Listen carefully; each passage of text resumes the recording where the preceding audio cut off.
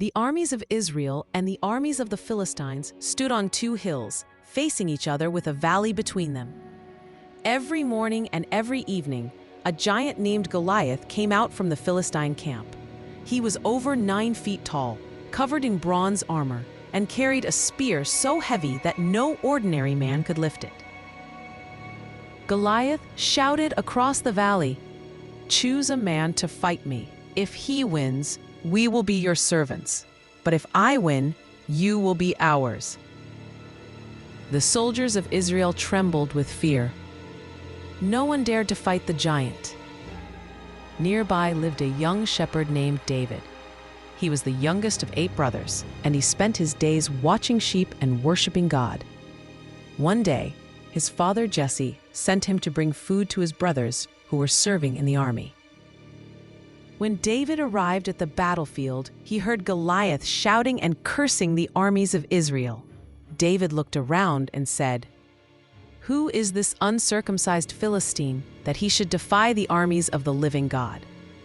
His brothers told him to be quiet, but David's faith was stronger than his fear.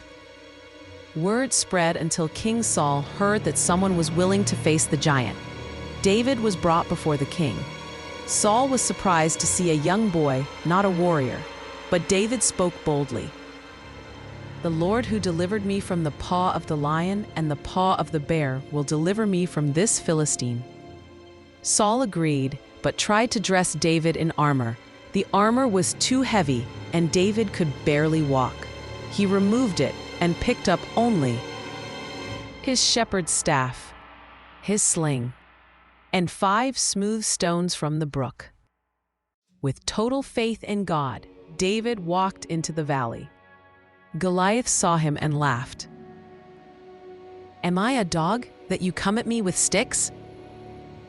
But David answered with courage, "You come to me with a sword and a spear, but I come to you in the name of the Lord of hosts." David ran toward the giant. He placed a stone in his sling. He swung it with all his strength. The stone flew through the air and struck Goliath in the forehead. The giant fell to the ground, face down. The Philistines were shocked. The Israelites erupted in victory. And on that day, God proved that